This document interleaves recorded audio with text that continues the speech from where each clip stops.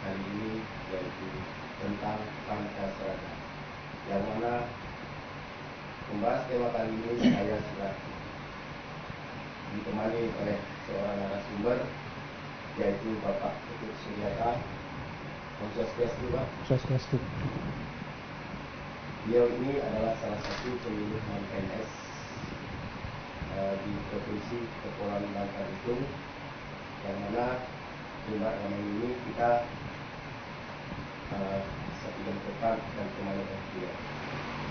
Pemirsa TPRI Umat Dharma yang sangat saya muliakan, pada mimbar agama Hindu hari ini kita akan membahas Pancasarada, bagian-bagian Pancasarada, kedoman Pancasarada. Gimana kabarnya, Pak? Sehat, Sungkario. Terima kasih. Bagaimana, Pak, perjalanan hari ini? Lumayan jauh sekali, Pak. Ya lumayan. Ya untung cuaca ini sangat cerah, maka kita bisa sampai ke studio ini dengan sehat dan selamat, Sungkario. Ya. Masuk dimanapun kita berada, khususnya umat Hindu Provinsi Kepulauan Bangka Belitung, dimanapun Anda berada, kita selalu dalam lindungan Ibu Sang Maha Esa. Baiklah, Bapak narasumber,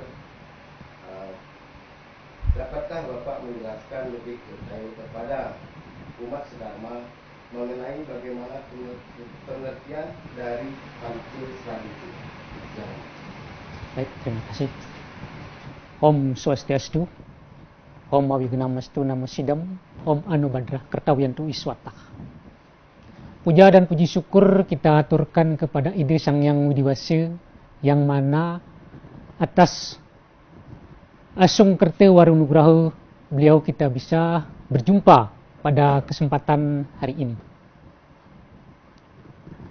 Para pemirsa umat Hindu, umat sedharma yang saya muliakan di Provinsi Kepulauan Bangka Belitung dimanapun Anda berada. Pada kesempatan hari ini saya akan menyampaikan tentang Pancasarada, yang mana Pancasarada tersebut adalah merupakan dasar daripada keyakinan agama Hindu. Bapak Ibu umat sedharma yang saya muliakan,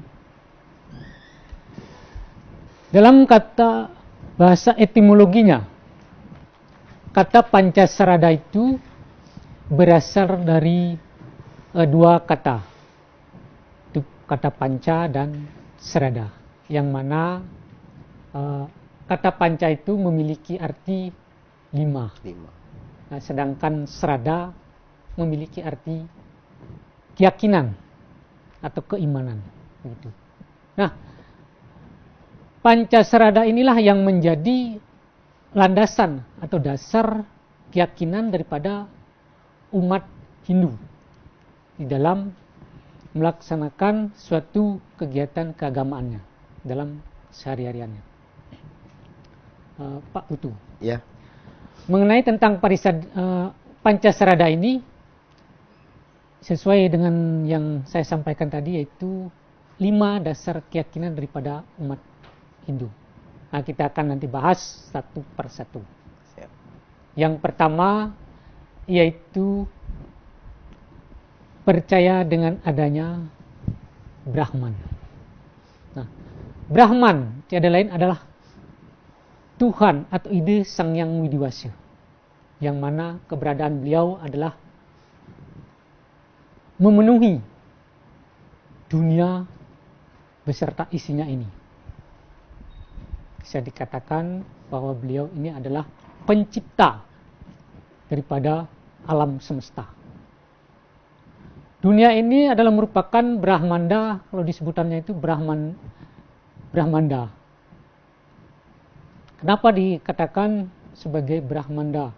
Karena dunia ini bulat, yaitu telurnya Brahman. Begitu. Dunia beserta isinya ini atau alam semesta ini adalah diciptakan oleh Ide Sang Yang Widiwasa. Maka segala yang ada di dunia ini adalah merupakan ciptaan beliau. Maka kita percaya dan yakin bahwa Tuhan itu ada. Memang secara langsung tidak bisa kita lihat, atau secara nyata memang tidak bisa kita lihat, tetapi dengan adaannya ciptaan daripada ide Sang Yang Widiwasa, kita percaya dan yakin bahwa Tuhan itu ada. Keberadaan Tuhan itu dapat kita rasakan, tidak bisa kita istilahnya itu lihat secara nyata, tapi bisa kita rasakan keberadaan ide Sang Yang Widiwasa. Yang mana Brahman atau ide Sang Yang Widiwasa itu memiliki 8 kemahakuasaannya, yang mana dalam ajaran agamanya disebut dengan Asta Aishwarya, yaitu 8 kemahakuasaan Sang Yang Widi. Jadi itulah yang menjadi dasar pertama atau dasar yang utama keyakinan umat Hindu. Terus keyakinan yang kedua atau strada yang kedua, yaitu keyakinan terhadap Atman. Di sini dapat saya sampaikan bahwa Atman itu memiliki pengertian, Atman adalah percikan-percikan terkecil daripada ide Sang Yang Widiwasa atau percikan terkecil dari Brahman. Jadi Atman ini bersumber dari Brahman atau ide Sang Yang Widi. Ya, begitu. Jadi semua yang hidup ini adalah bersumber dari ide Sang Yang Widiwasa dan akan kembalinya juga kepada beliau. Begitu. Atman ini adalah berfungsi untuk menghidupi makhluk hidup. Maka di dalam tubuh makhluk hidup itu disebut dengan jiwatman, begitu. Berfungsi untuk menghidupi, maka disebut dengan jiw itu. Setelah Atman ini masuk ke dalam raga atau ke dalam makhluk hidup, maka raga atau badan ini bisa berbuat. Di dalam ajaran agama dikatakan Atma tanpa raga tidak akan bisa berbuat. Begitu juga raga atau badan kasar ini tanpa Atma tidak berguna. Maka bisa dikatakan sudah mati, begitu, kalau tidak ada Atmanya. Nah, itulah pengertian daripada strada yang kedua, yaitu percaya atau yakin dengan adanya Atma. Kalau di dalam filsafatnya disebut dengan Atma Tattva. Kalau percaya dengan Brahman atau ide Sang Yang Widiwasa, kalau filsafatnya disebut dengan Brahma Tattva, begitu. Terus bagian yang ketiga yaitu yakin atau percaya dengan adanya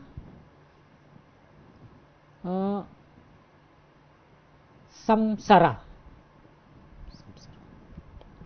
Samsara dalam arti kata di sini yaitu yakin atau percaya dengan adanya kelahiran kembali atau punarbawa. Yang mana kata punarbawa memiliki arti dari kata punar yang artinya lahir dan bawa artinya turun, bawah. Jadi lahir kembali. Begitu. Baik Pak, ini tadi Bapak mengatakan bahwasannya Tuhan ini, ide Sang Yang Widiwasa ini bisa kita hanya merasakan, tapi tidak bisa kita lihat, kan begitu? Ya. Jadi mungkin bisa Bapak sedikit berikan salah satu contoh, Pak. Apa sih yang bisa kita rasakan bahwasannya ide Sang Yang Widiwasa itu ada? Karena secara kasat mata memang kita tidak bisa melihatnya, kan begitu? Ya. Baik, Ya. Pak ataupun pemirsa.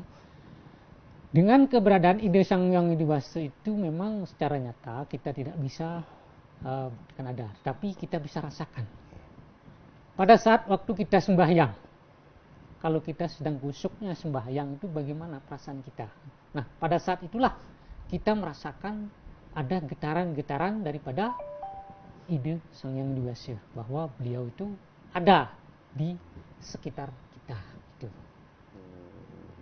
Jadi sesuai dengan yang sudah disampaikan tadi, bahwa beliau itu memiliki 8 kemahakuasaannya. Nah, itulah yang mana beliau itu segala tempat beliau menguasai, atau segala ruangan beliau ada. Di segala ruangan beliau ada. Di ruangan yang kecil pun beliau ada. Itu. Nah, itulah. Maka kita bisa katakan bahwa beliau itu bisa dirasakan. Bisa dirasakan. Ya, di saat apapun beliau tetap ada. Ya. Dan di saat bagaimanapun. Ya. Berarti kan karena pada beliau itu memenuhi segala ruangan. Itu. Berarti kan dalam artian begini, Pak narasumber ya. Ya.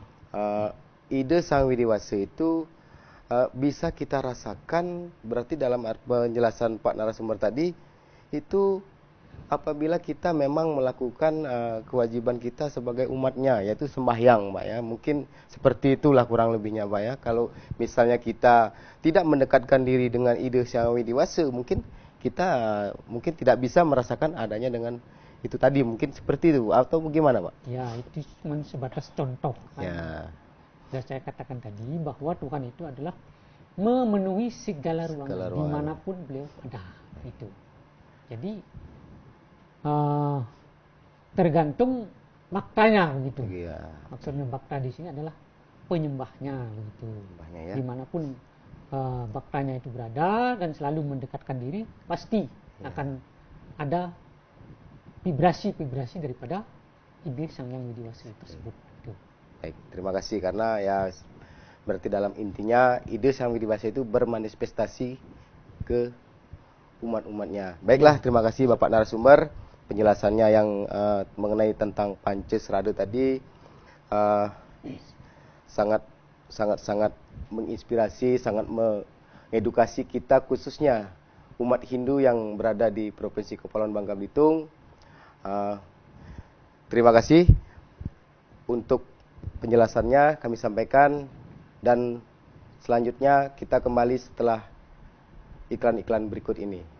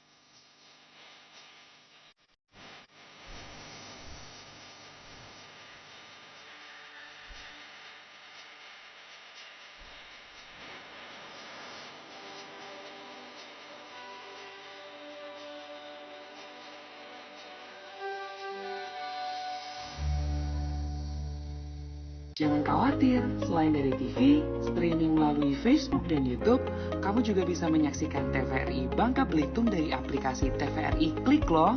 Caranya mudah. Pertama, download aplikasi TVRI Klik di App Store atau Play Store kamu. Lalu, buka aplikasi TVRI Klik dan pilih opsi channel. Selanjutnya, pilih channel TVRI Bangka Belitung. Selamat menyaksikan tayangan-tayangan dari TVRI Bangka Belitung.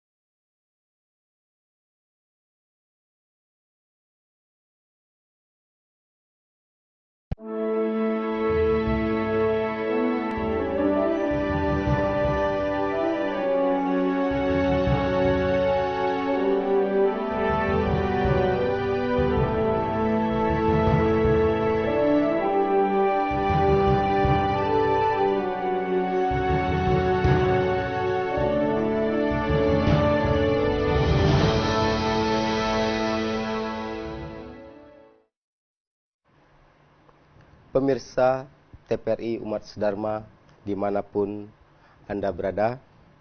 Kembali lagi bersama kami dalam acara Mimbar Agama Hindu. Selanjutnya kita membahas tentang bagian-bagian dari Pancasrada. Kami masih ditemani oleh seorang narasumber. Selanjutnya akan kita langsung tanyakan dengan beliau sebagai narasumber, yaitu bagian-bagian dari Pancasrada. Mungkin Bapak narasumber bisa menjelaskan bagian-bagian dari Pancasrada tadi, Pak. Tadi sebagian sudah dijelaskan atau saya sampaikan tentang bagian Pancasrada, dan kita akan jelaskan kembali lagi ke bagian Pancasrada yang selanjutnya, yaitu keyakinan terhadap karma pala. Kalau tadi sudah Brahman, terus Atman, terus samsara, dan sekarang yaitu keyakinan terhadap karma pala. Nah, kata karma pala di sini memiliki arti yaitu hasil daripada suatu perbuatan atau buah perbuatan, yang mana karma artinya suatu perbuatan, sedangkan pahala artinya hasil atau buah. Nah, jadi setiap suatu perbuatan itu akan mendatangkan hasil, entah itu lambat ataupun cepat. Begitu. Entah itu perbuatan baik ataupun perbuatan buruk, itu udah pasti akan mendatangkan hasil. Begitu. Karena apa yang kita tanam pasti akan kita petik atau tuai hasilnya. Begitu. Nah, inilah hukum karma pala. Gitu. Siapa yang menanam pasti dia yang akan memetik. Waktunya itu tidak bisa kita tentukan. Begitu. Nah, di dalam pemetikan hasil atau penuaian daripada buah perbuatan itu dibagi menjadi 3. Begitu. Ada yang disebut dengan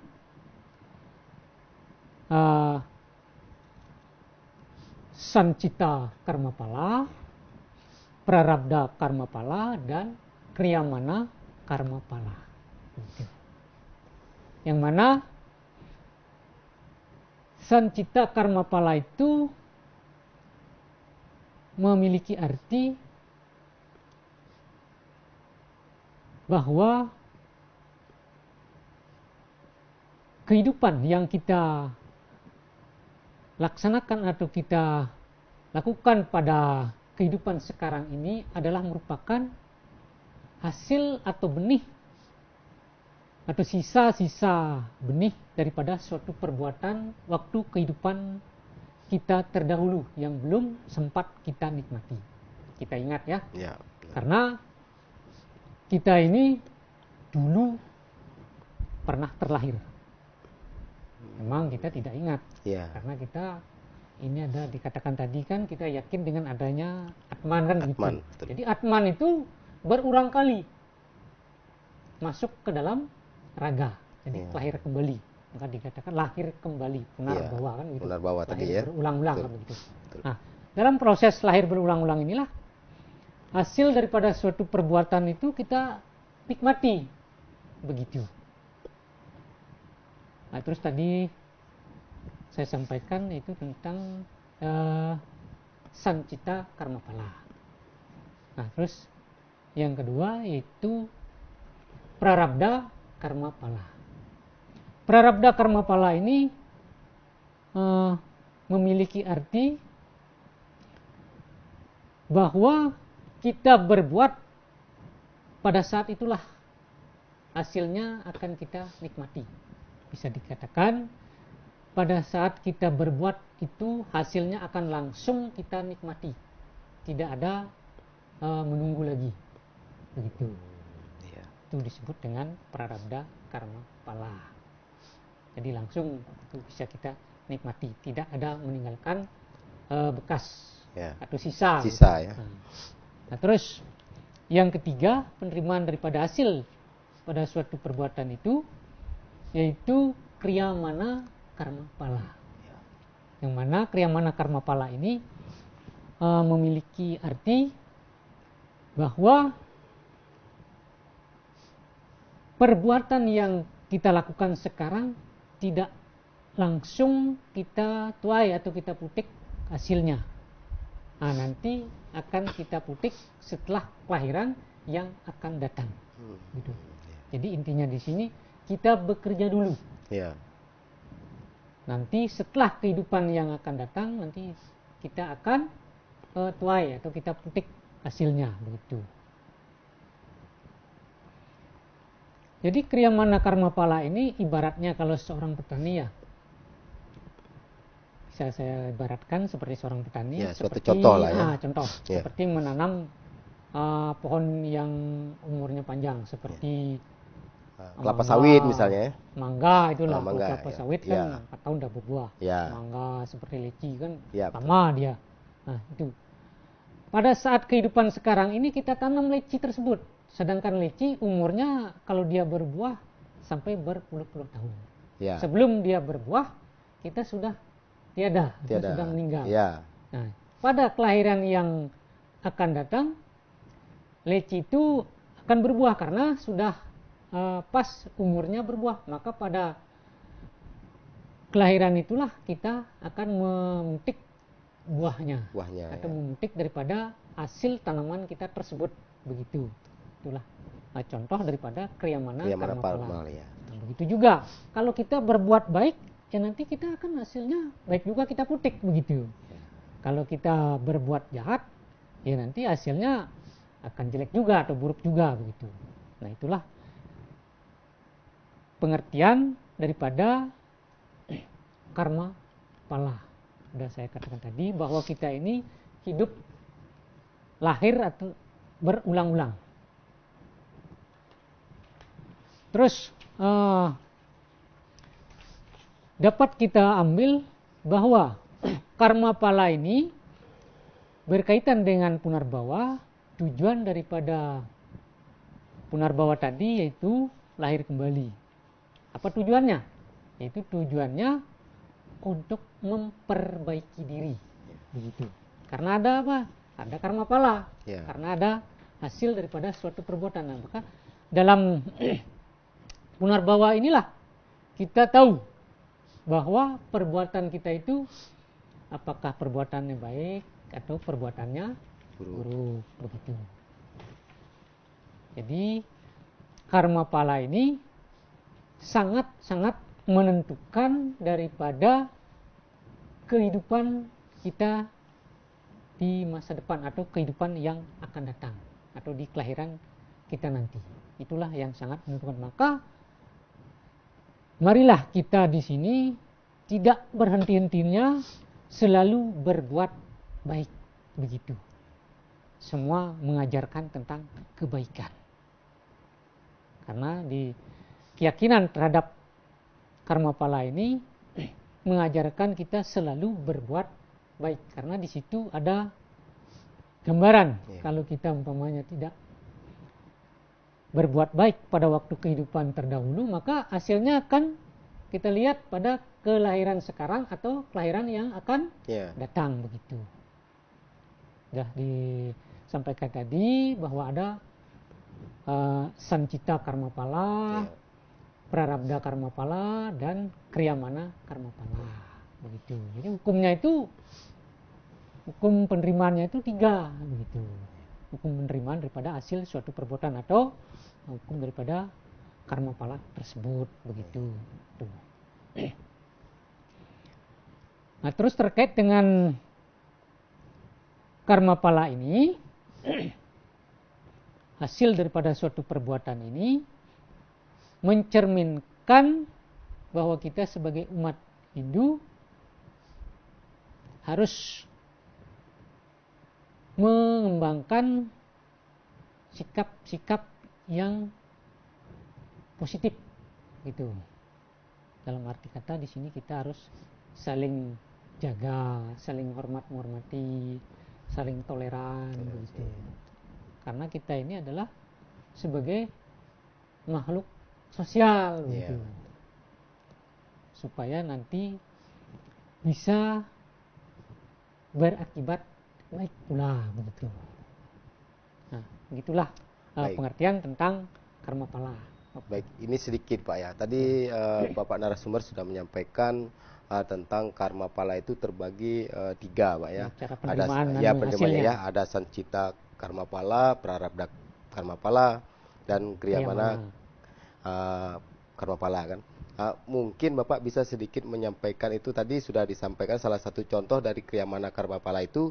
Contoh Bapak tadi bilang seperti nanam leci atau mangga kan yang umurnya ini nanti kita merasakan sudah di kehidupan yang akan datang. Mungkin Bapak bisa memberikan contoh sedikit saja yang prarabdha karma pala Pak. Mungkin yang Bapak tadi sampaikan tanamnya sekarang kita bisa langsung rasakan hasilnya. Begitu. Mungkin sedikit saja Pak contohnya Pak. Baik.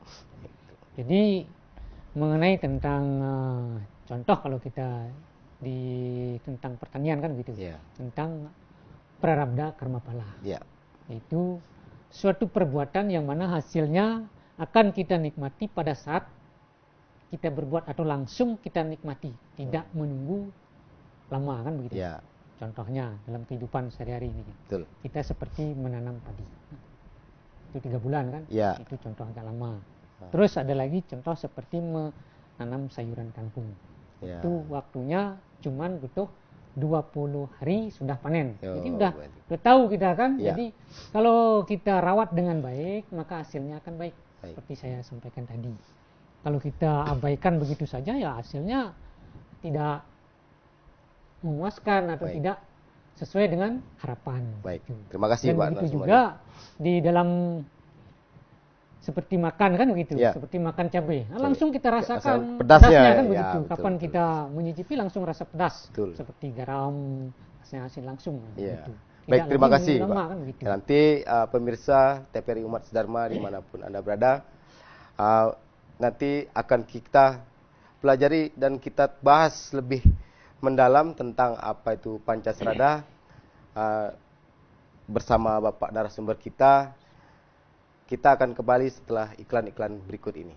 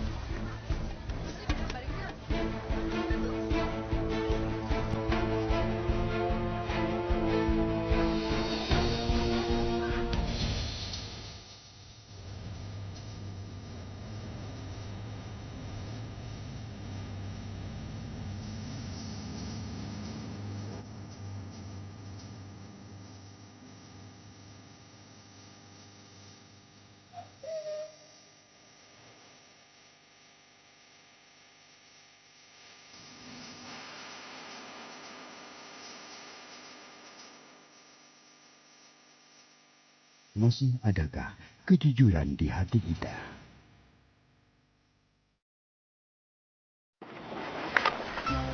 Hidup sebagai anak pulau di negeri beribu pulau adalah sebuah kebanggaan tak ternilai. Laut pun menjadi tempat bermain paling kaya yang diberikan alam. Belum lagi terumbu karang serta ikan-ikan cantik yang tak bosan mengajak bermain dan menikmati keindahan bawah laut, menjadikan laut sebagai rumah bermain. Bermain di laut tak ubahnya surga dunia masa kanak-kanak anak pulau.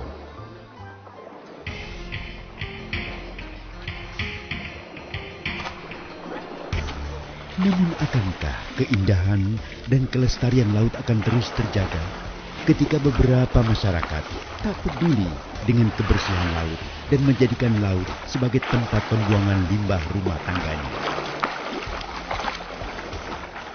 Kekayaan negeri Indonesia adalah laut dengan gugusan pulau yang terbentang dari Sabang hingga Merauke. Setiap pulau di Indonesia tak pernah jenuh menawarkan keindahan dengan eksotiknya desiran ombak dan pasir pantai yang selalu menciptakan tawa. Keanekaragaman pulau Indonesia yang belum terjamah bisa saja menjadi aset berharga dalam dunia wisata bahari negeri ini. Mengapa harus menikmati indahnya sunset di negeri lain kalau laut pulau-pulau Indonesia mampu menawarkan keindahan yang lebih elok dari keseluruhan laut di dunia? Kenalilah hingga kau bangga menggumamkan keindahan laut yang memisahkan ribuan pulau itu adalah milik negeri kami.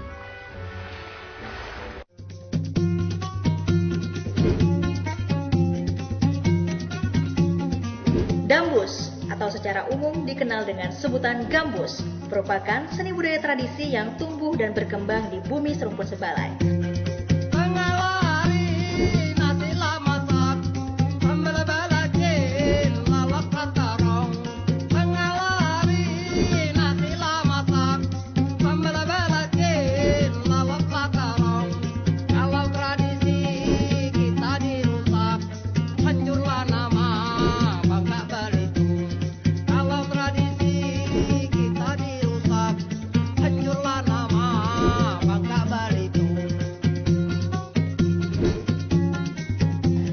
TVRI, mari kita gali, rawat, dan kembangkan seni budaya tradisi.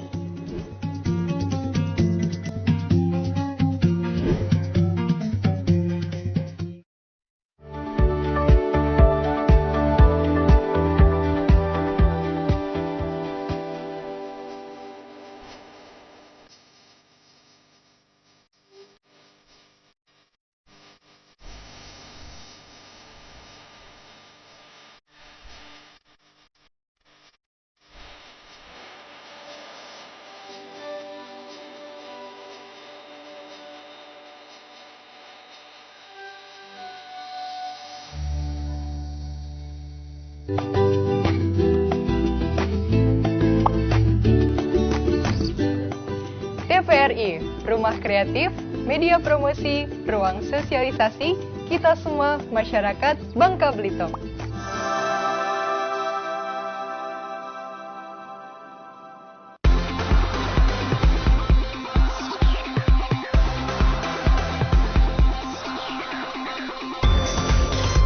Atlet, selain sebagai aset, juga mampu menjadi duta yang mengharumkan nama daerah kita.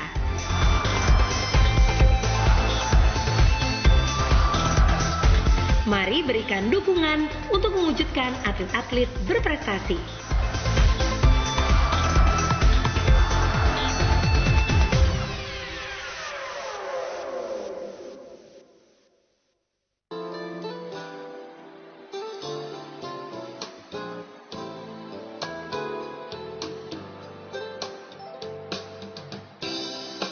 Hijau bumiku, biru lautku,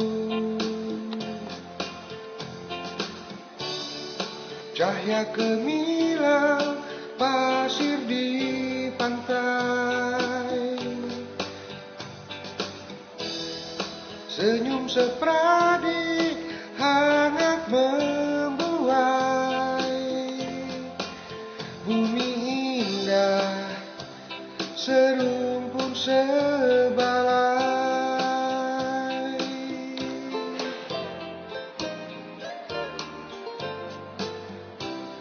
TVRI Bangka Belitung, sinergi bersama membangun negeri.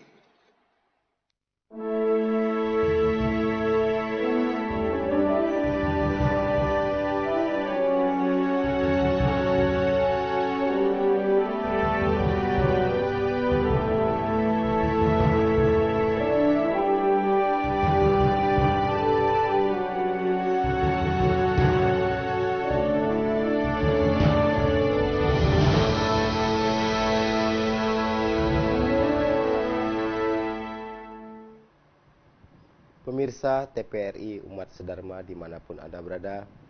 Kembali lagi bersama kami dalam acara Mimbar Agama Hindu. Kita masih di sini ditemani oleh Bapak narasumber kita. Beliau adalah salah satu penyuluh non-PNS agama Hindu di Provinsi Kepulauan Bangka Belitung. Untuk segmen ini masih kita membahas tentang yaitu Pancasrada. Bapak narasumber, mungkin ada beberapa bagian-bagian Pancasrada yang belum Bapak sampaikan. Mungkin Bapak bisa menyampaikannya lebih secara detail. Baik. Jadi kita ini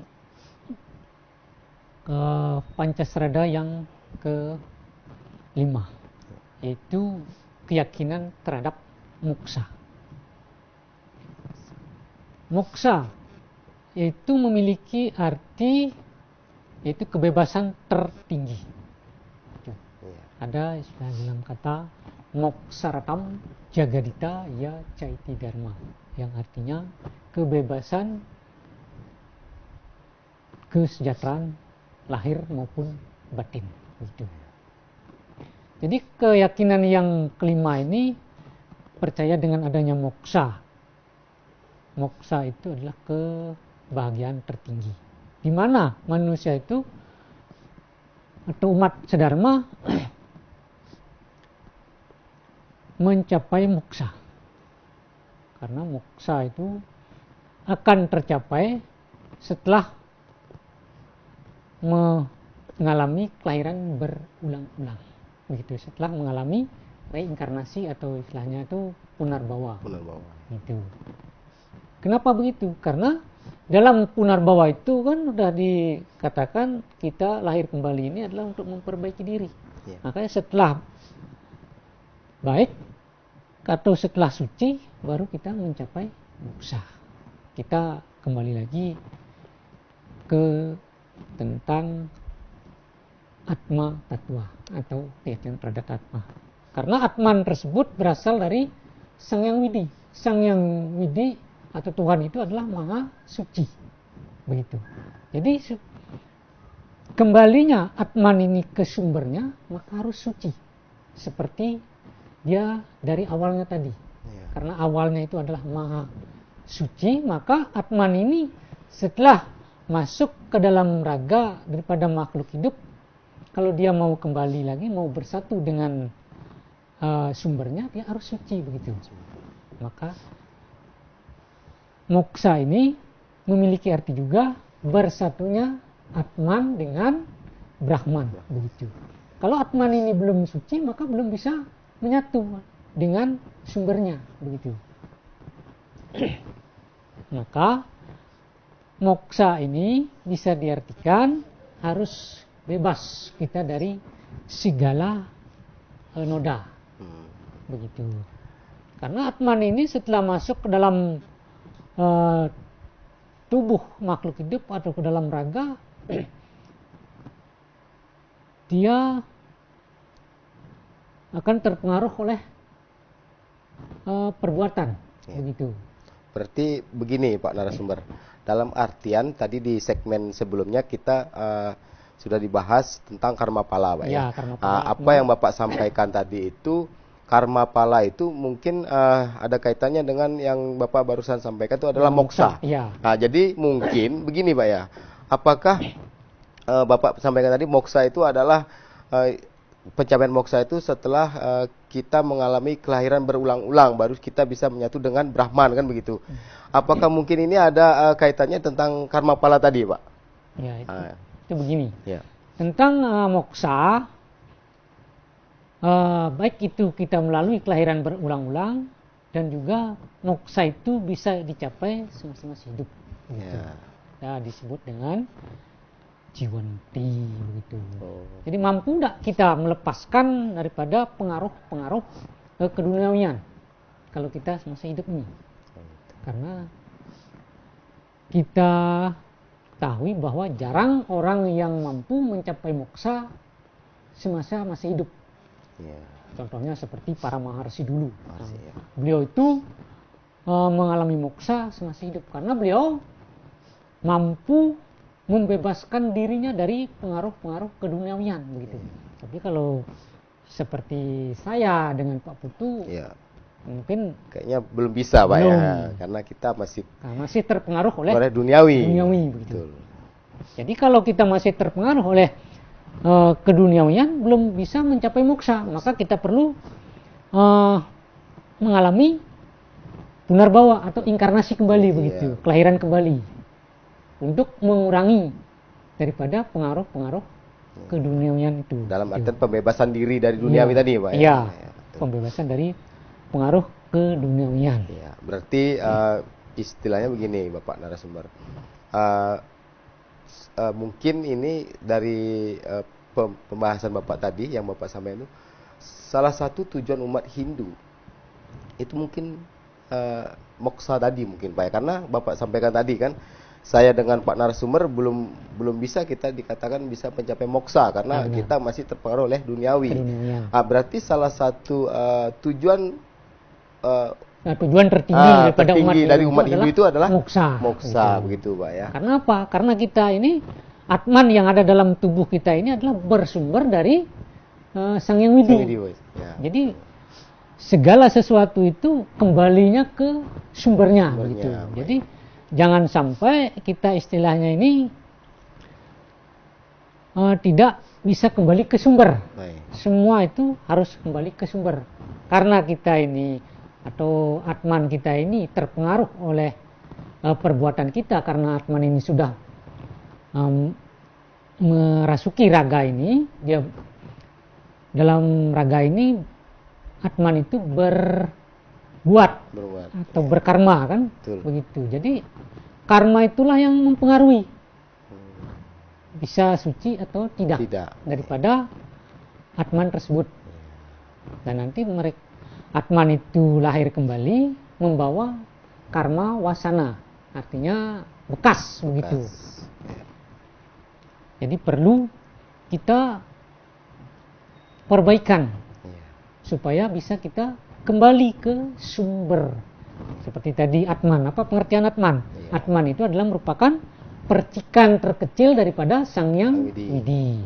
Nah, jadi percikan itu kembali lagi ke sumbernya, begitu.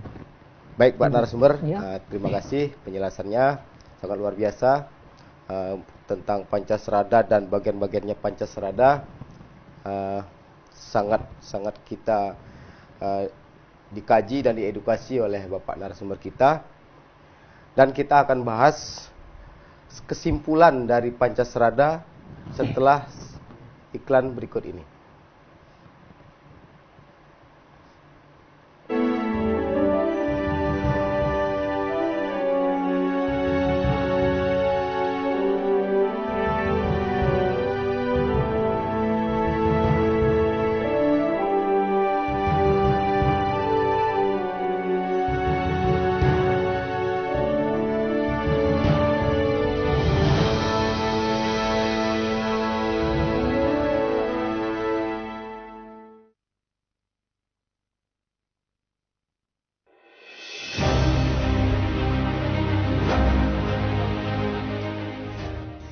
Disiplin adalah kunci untuk menampilkan tayangan yang tepat waktu, berkualitas, dan kompeten.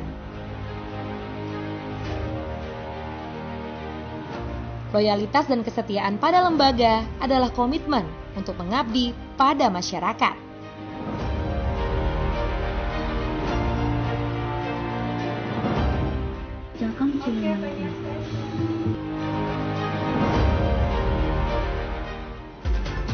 Empat, 3, 2, 1, action.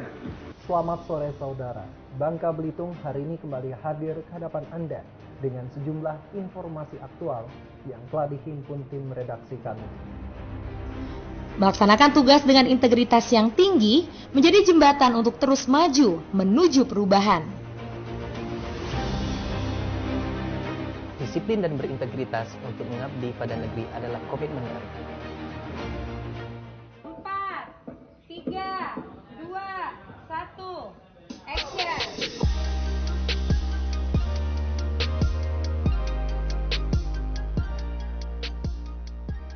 Menciptakan lingkungan kerja yang kondusif dan harmonis merupakan unsur terpenting dalam bertransformasi lebih gemilang.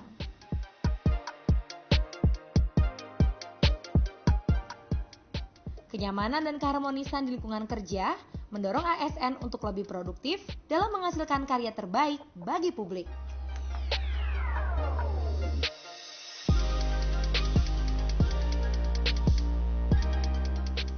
ASN mampu berkolaborasi dengan berbagai pihak untuk bekerja sama dan mencapai tujuan bersama.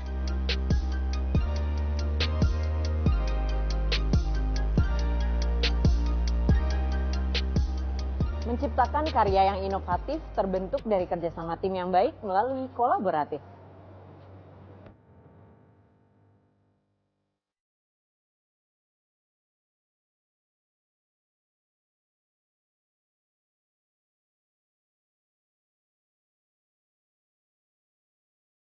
ASN dituntut memenuhi dan melayani kebutuhan masyarakat.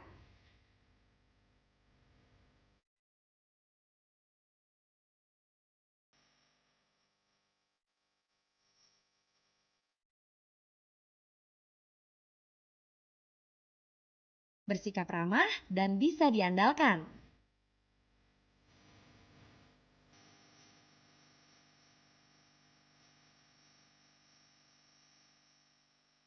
Cekatan dan dapat memberikan solusi atas masalah yang ada di masyarakat.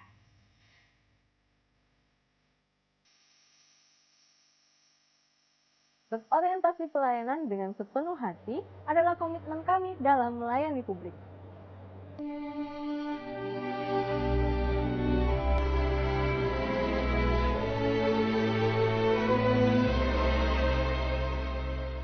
Bertanggung jawab dalam melaksanakan tugas, menggunakan waktu kerja secara efektif dan efisien.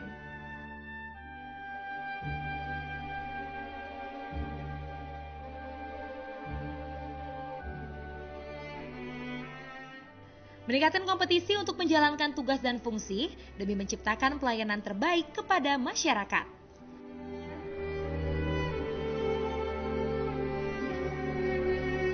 Menjalankan tugas secara kompeten adalah komitmen kami untuk terus berinovasi dan berkreativitas. Bersama TVRI membangun Indonesia.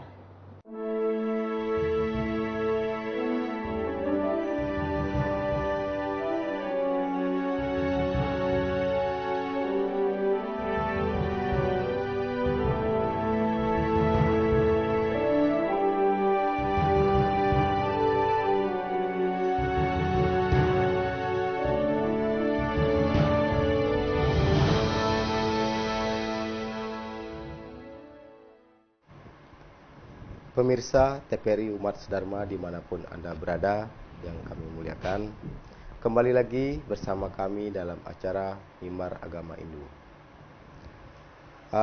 Masih di samping kita bersama Bapak narasumber, yang mana bahwasanya tadi di segmen tadi kita sampaikan bahwasannya kita menanyakan dari kesimpulan Pancasrada, Pak. Mungkin dari penjabaran Pak narasumber sampaikan tadi, apa Pak kesimpulannya tentang makna dari Pancasrada itu sendiri, Pak? Baik, terima kasih. Jadi dapat kita simpulkan di sini bahwa makna atau pengertian daripada Pancasrada itu adalah 5 landasan atau 5 dasar daripada agama Hindu, begitu. Yang mana yaitu Brahman, Atman,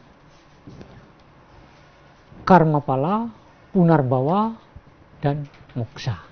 Nah, selain daripada 5 dasar keyakinan tersebut yaitu Pancasrada, ada landasan yang lain yaitu yang disebut dengan Trikaya Parisuddha, yang mana Trikaya Parisuddha ini sangat berkaitan dengan Pancasrada yang terakhir yaitu moksha, yang mana Trikaya Parisuddha ini memiliki arti 3 perbuatan yang harus disucikan. atau 3 perbuatan yang suci.